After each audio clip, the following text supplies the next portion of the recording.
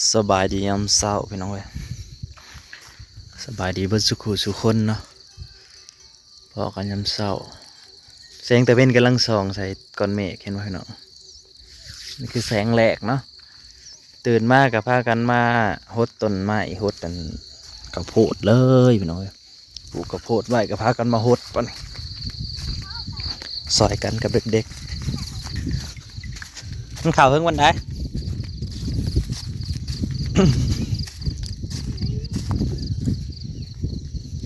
ถ้าน้องนุ้ยออกแล้วเด้อ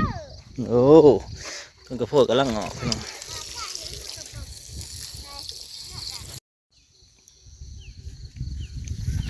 กระโพดก็กำลังออกงอกพี่น้องเว้ยจนได้เอามาซื้อได้มาปลูกใหม่จึงมีงอกออกมาสันกันแล้วโลด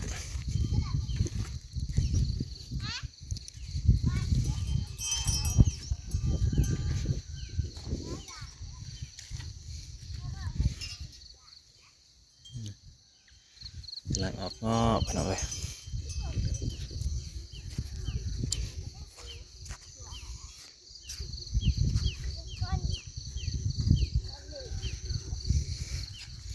ลมหนาวมาก็ได้ยินเสียงสโนว์วาวลอยมาแต่ทางบ้านว่าไม่คนเจ็บลุงอืมมา ได้กินจักอย่าง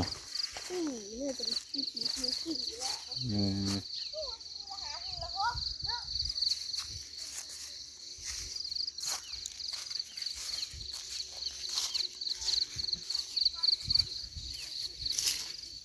เขาออกกำลังกายแต่เศร้าไปน้องเอ้ยออกกำลังกายยาม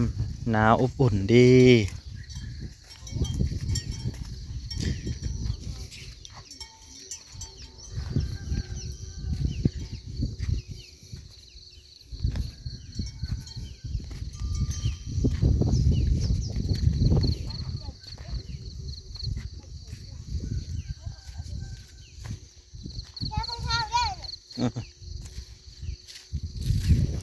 สวัสดี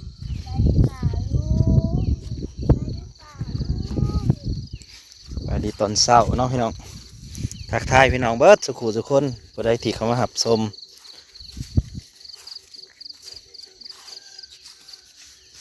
ตื่นแต่เช้าๆคนละ5 โมงปลาย6 โมง5 โมงปลายก็ตื่นแล้วมันนอนบ่หลับพี่น้องเลยพยายามตื่นแล้วก็ตื่นนะกับเด็กถ้านอนตุกคนเธอโอ้ยต้องเบียดถูกเลยแล้วพวกข้าวแกงๆอุ่นแล้วอยู่ในเฮือนไอ้บุตุบมันก็ยังอุ่น ถ้าเราตุกเมื่อเราดาวมันก็หนาวแล้วก็เบื่อมันเย็นถามว่ามีหาในบริมูลอุ้ยหาลูกเมื่อยเลยไปซอยกันหดกับเด็กๆกับเพิ่งนอกได้กันแล้ว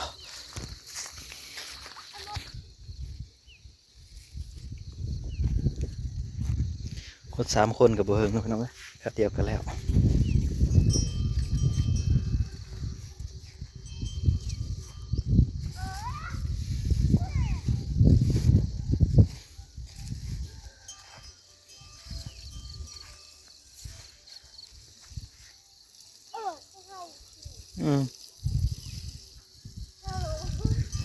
รดน้ำสวนผักเพื่อออกกำลังกายอยู่ในเสารดน้ำสวนผักก็เห็นห่างกายเขาแข็งแรงไอ้กลัวเขาบ่ได้ออกกำลังกายแล้วว่า ต้องบัวหด2 บัวปลาย3 บัวจะกี่พอเลยเว้ย3 บัวปลายผมเบิ่ง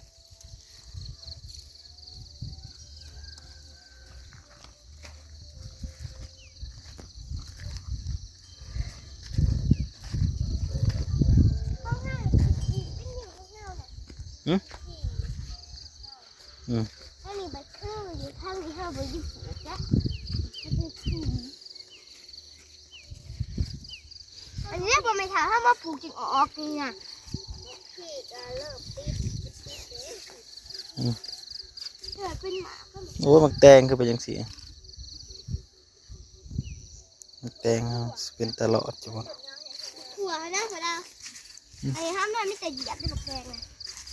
แมงยังมากินมันแล้วไปน้องเลยดีฮากันแล้วไปเอาต้นลำไยทั้งน่ะ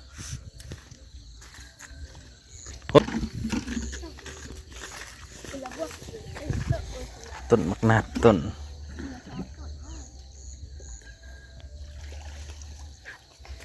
สับปะรด เลยก็เป็นหนังได้เนาะ โอ้ยจังยามได้จนตัวเป็นสาวผมจะคิดจะกินเลยบ่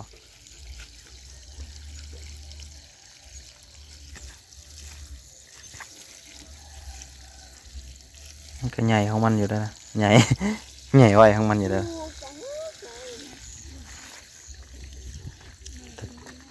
แต่ว่าหน่อยตื่นแล้วบ่ตื่นแต่สาวเธอลูกพี่เขานะ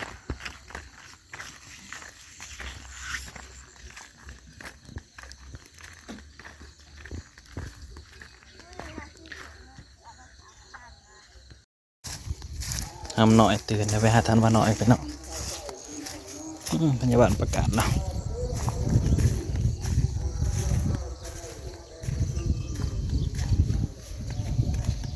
สวัสดีครับเห็นยังเห็นยังเห็นยังอยู่เห็นยังรถชวนพี่ต้นอยู่พี่ ยังมาหน่อยนี่ต้นยังอันนี้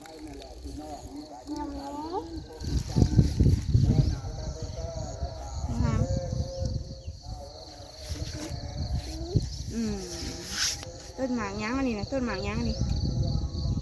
ต้นหมากยังหมากทันโอ้ยโหสวน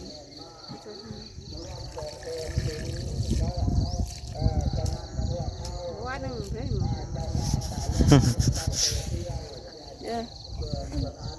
เห็นได้ป่านนี้น้ำเบิดเลยเห็นได้น้ำเบิดเลยไปจ้า ตื่นแต่เช้าจ้ะสวัสดีครับถูกกันเร็วสวัสดีครับทุสวัสดีครับตอนเช้า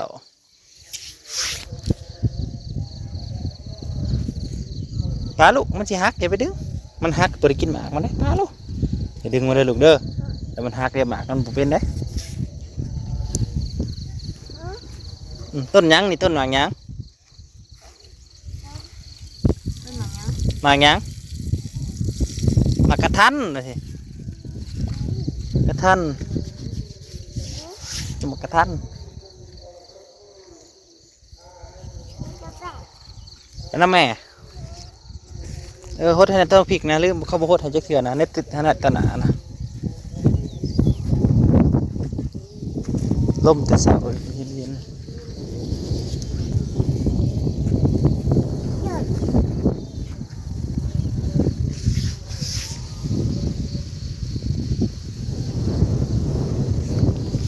ตัวไปกระซังลูกใช่หมากยังนี่หมากยังนี่หมากยังนี่หมากยังมาจมพอดีหมักสมพอดีสมกับผสมสมแห้งกับผสมสมคอยกับผสมสมพอดี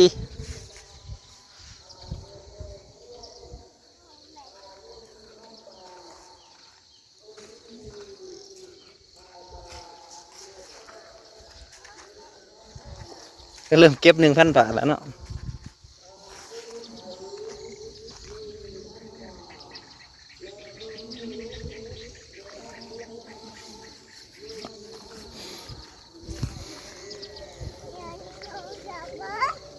หดแล้วมันยังเปียกอยู่นี่ ไม่ได้แล้วอันนี้ มันยังเปียกโคตรว่านนี่นะมันเปียก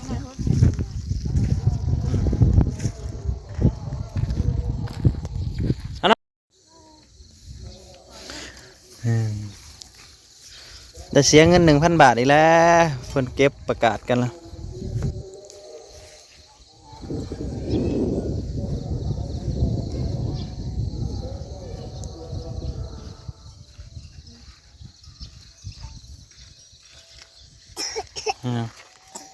ก็ไฟ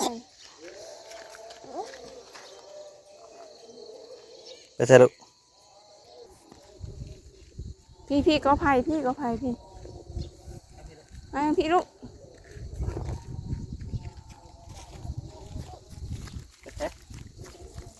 ยืนถ่ายได้พอตั้งมาให้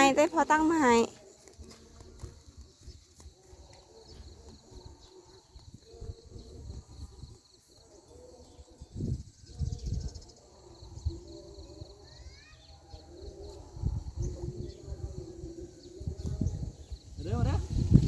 ก็ไฟเด้อไปก็ไฟขอมาแล้วเลย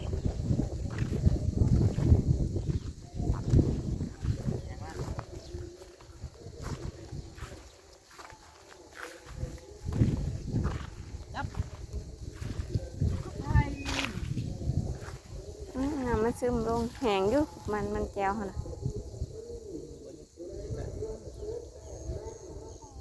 บ่เก่งนะ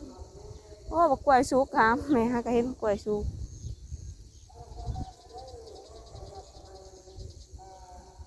บรรยากาศประกาศนี้เก็บเงินเดือนละ1,000 บาท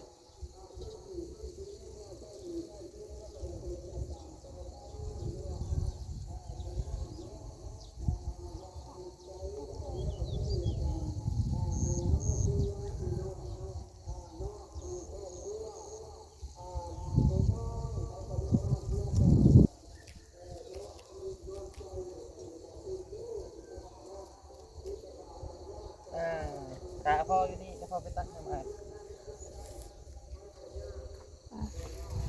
ให้มากล้วยสุกพี่น้องเบิ่งก่อนโอ้กล้วยนี่หากินยากเด้อกล้วยตีบนี่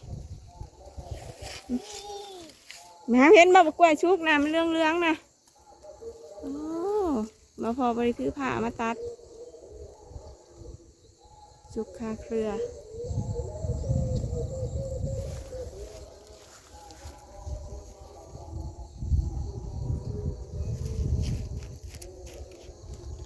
ทำหน่อยตัวนี้ก็แป้นแล้วพร้อมมานั่งอยู่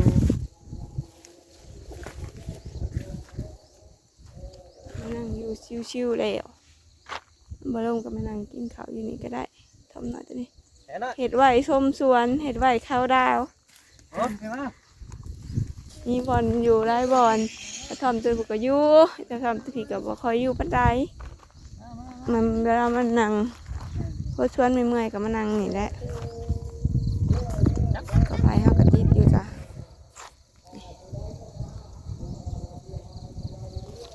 ขอบคุณเด้อบาลูนทีเบิ่งทีส้มคลิปให้ฮะว้าวคนน่ะเห็นว่าวบ่ลูกบ่ของไผของพ่อทนบ่พ่อทนหันนะโอ้พอผมปล่อยแต่เช้าโหบ่ได้เช้าลงไหวบ่เมื่อคืนนี่ บอกแล้วคอยปล่อยจะมาคืน มันตกอยู่ ตกแล้วคอยก็ประเด็นขึ้นมาครับ เห็นดำๆหน่อยๆโหแวบเนี่ยคนที่ติดตามรับส้มคลิปให้ มันเป็นวัดบอกคืนเขานอนหายใจยาก ขั้นกับขั้น